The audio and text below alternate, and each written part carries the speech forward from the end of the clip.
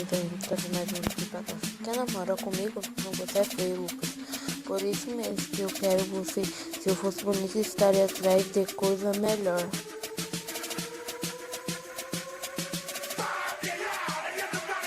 Você tá indo pra faculdade às 2 horas atrás, e agora eu já estou na faculdade. Ué, eu tava lá indo por quê? Porque eu pago minha internet pra ter esse benefício.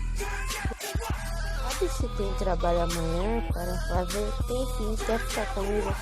Ah, desculpa, eu esperei a vida inteira por isso, não quero ficar com você sim.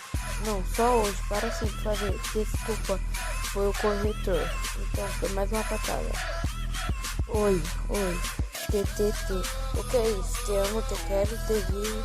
ALS, o que é isso? Agora eu só lamento. Oi, onde você mora? No Acre. KKKK, aí tem dinossauro 5 de sua mãe. Então, tchau galera, esse foi o vídeo.